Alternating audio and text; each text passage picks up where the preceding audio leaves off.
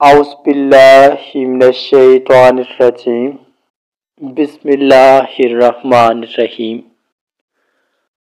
آج رات کا عمل خاص کر سب افراد کریں گے، خاص کر وہ لوگ جن کے رزق میں بہت تنگی ہے اور ان کا رزق پورا نہیں ہوتا۔ ہر وقت کوئی نہ کوئی بیماری، کوئی نہ کوئی پریشانی ایسی آ جاتی ہے کہ جو بھی ان کا رزق ہوتا ہے وہ ضائع ہو جاتا ہے۔ اس کے علاوہ بہت سارے ایسے لوگ ہیں جو قرض داری کا شکار ہیں۔ بہت سارے ایسے بھی ہوں گے جنہوں نے قرض دیا وہ ہوگا لیکن مل نہیں رہا ہوگا۔ تو آج ان تین معاملات کے اوپر آپ لوگ یہ کلام پڑھیں گے۔ سب سے پہلی چیز قرض۔ قرض ہمیشہ دو وجوہات کی بنیاد پر بڑھتا ہے۔ ایک تو ناجائز اخراجات اور دوسری چیز ناشکری۔ یہ دو ایسے مراحل ہیں جو کہ اس قرض جیسی مصیبت کو جنم دیتے ہیں۔ جب یہ مصیبت آ جاتی ہے تو پھر یہ بہت تکالیف کا باعث بن جاتی ہے۔ اس کے ساتھ ہوتی ہے تنگی رزق۔ تنگی رزق کی بہت ساری وجوہات ہوتی ہیں، جن میں سے دو وجوہات یہ ہیں کہ جب ہم کھانا کھاتے ہیں تو بہت سارے لوگ بسم اللہ شریف بھول جاتے ہیں۔ اس کے علاوہ بہت سارے لوگ نماز ادا کرنے کے بعد دعا کرنا اور عاجزی کرنا بھول جاتے ہیں۔ اس کے علاوہ بہت سارے لوگ جب محفل میں بیٹھے ہوتے ہیں تو خدا کا خوف بھول جاتے ہیں۔ اس کے علاوہ بہت سارے ایسے لوگ جب کمزور سے ملتے ہیں تو بہت زیادہ غصہ اور بہت زیادہ برا خیال ظاہر کرتے ہیں۔ اور بہت سارے ایسے لوگ جو عورتوں کو بہت زیادہ حد تک ناجائز ضروریات کی طرف رغبت دلواتے ہیں، ان کے احکام مانتے رہتے ہیں اور وہ اپنے گھر کے اندر جو بھی کوئی جائز کوئی چیز ان سے مانگے تو اس کے خلاف وہ بغاوت، غصہ، نفرت ظاہر کرتے ہیں، اور جو چیز ان کو اچھی لگے اس کے اوپر وہ جان مارتے ہیں۔ تو اس طرح کے کچھ ایفیکٹس ہوتے ہیں جو کہ آپ کے گھر کے اندر تنگی رزق کو جنم دیتے ہیں۔ جتنا آپ لوگ فضول خرچ کام کرتے رہیں گے آپ کا رزق کم ہوگا، کیونکہ اللہ کریم کا قرآن کریم کے اندر واضح فرمان ہے کہ اگر آپ کے پاس رزق کی قلت ہے تو آپ کے پاس جو چیز موجود ہے اسی میں سے خرچ کرو، اور اللہ آپ پر اپنا مہربانی اور اپنا رحم کرے گا۔ تھوڑے سا وقت کا انتظار کر لو لیکن قرض داری سے بچو۔ تو ہمیں اس چیز کا خیال رکھنا ہے کہ ہم میں سے بہت سارے ایسے لوگ ہوتے ہیں جن کے اندر ایک عادت پڑ جاتی ہے کہ ہر کام کرنا ہے قرض لے کر۔ تو قرض ایک ایسا عذاب ہوتا ہے جب انسان کے اوپر آ جائے تو اس کا جو آمد و رفت ہوتی ہے رزق کی، یا انسان کے اندر جو دیانتداری کی کیفیت ہوتی ہے، جو انسان کے اندر اپنی محنت کشی کا احساس ہوتا ہے، یہ ختم ہو جاتا ہے۔ انسان خود بخود بس چاہ رہا ہوتا ہے بس مجھے قرض مل جائے گا، میرا کام ہو جائے گا، مجھے ایسے کرنا ہے تو مجھے ایسے مل جائے گا۔ تو یہ کام نہیں کرنا، یہ اللہ کی رضا کو ناراض کر دیتا ہے۔ اس لیے کہا جاتا ہے کہ قرض اگر کسی کا بھی آپ لیں گے اس نے مانگنے آ جانا ہے، اور اگر آپ نہ کھائیں گے لیکن کوئی آپ سے مانگے گا نہیں۔ تو اس چیز کا خاص خیال رکھیں گے تمام افراد۔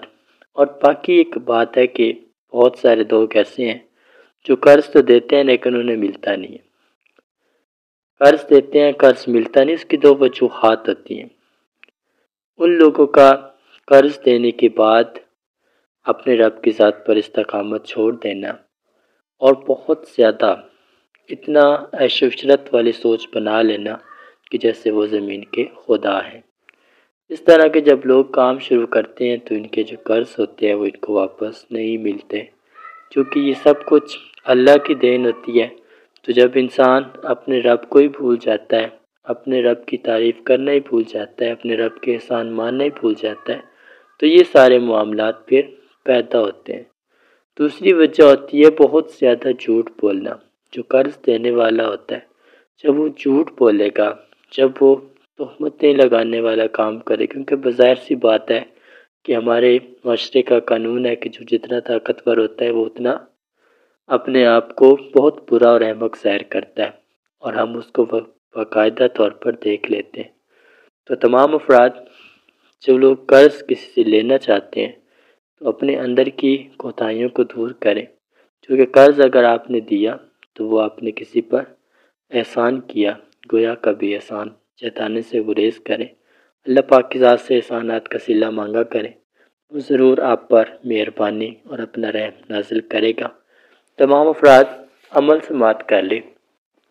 جتنے مسائل میں نے بتائے ہیں ان کے حصول کے لیے یہ عمل آپ پڑھیں گے۔ اگر آپ نے لینا ہے قرض واپس لینا ہے اور آپ کو نہیں مل رہا، لیکن ایک چیز کا خیال رکھیں کہ اگلے انسان جس کو آپ نے قرض دیا ہوا ہے اس کا زندگی کا احوال ضرور جانیں۔ اگر وہ دینے کی اہلیت میں ہے اور آپ کو نہیں دے رہا، پھر آپ اس کے لیے جو بھی اقدام کرنا چاہیں آپ کے لیے جائز ہے، اور اگر اس کے پاس اتنی ہمت نہیں ہے قرض ادا کرنے کی یا کوئی بھی مسئلہ ہے تو آپ ضرور اس کی مشکل اور تکلیف میں اس کو سہارا دیں، جیسے آپ نے پہلے اس کو سہارا دیا، آپ نے اللہ پاک کی ذات کو راضی کیا، ایک انسان کی ہیلپ کی، اور اب بھی ضرور اس کی بھلائی کو ترجیح دیں تاکہ آپ کو آپ کی بھلائی کا صلہ ضرور ملے گا، اور اللہ احسان کرنے والوں کو اپنا دوست رکھتا ہے۔ تو اس چیز کا خاص خیال رکھیں گے۔ تمام افراد جنہوں نے قرض لینا ہے وہ یہ کلام پڑھیں گے، اول و آخر 3 مرتبہ درود پاک، 69 مرتبہ سورت الکافرون کی آخری آیت کا آخری حصہ، لکم دینکم ولی دین، یہ کلام پڑھیں گے۔ ہر نماز کے بعد یہ کلام پڑھیں گے اور دعا کریں گے۔ 7 دن کا یہ عمل ہے، اس کو آپ کریں گے۔ دوسرے لوگ جو قرض کا شکار ہیں، جو قرض ادا کرنا چاہتے ہیں لیکن ان سے قرض ادا نہیں ہو پا رہا، تو وہ سب کے سب لوگ سب سے پہلے 2 رکعت نماز نوافل توبہ ادا کریں، اس کے بعد 10 منٹ بیٹھ کر مسلسل خانہ کعبہ کا تصور کر کے کلمہ طیبہ کا ورد کریں، اس کے بعد دعا کریں۔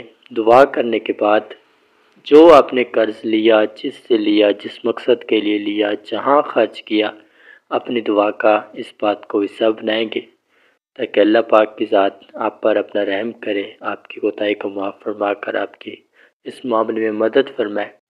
بہت سارے ایسے لوگ ہوتے ہیں جو کہ کوئی بھی کام کرتے ہیں لیکن اپنے رب کو بھول کر رہے ہوتے ہیں، تو اللہ کی ذات کو جتنا یاد رکھیں گے، اس کو اپنے قریب دیکھیں گے، اس کا خوف ہر وقت دل میں رکھیں گے تو بہت زیادہ آسانیاں ہو جائیں گی۔ تمام افراد ان باتوں کو سماعت کر چکے۔ جب آپ لوگ اپنی دعا مکمل کر لیں اس کے بعد یہ عمل شروع کرنا ہے۔ اول و آخر 3 مرتبہ درود پاک اور سورت جن کی آخری آیت سورہ جن کی آپ نے پڑھا کرنی ہے، اور تقریباً ہر روزانہ 200 مرتبہ، یا نماز کے بعد 200 مرتبہ پڑھ لیں، یا پھر پورا دن میں اگر پڑھتے ہیں تو پھر کم از کم 700 مرتبہ پڑھیں اور پھر دعا کریں۔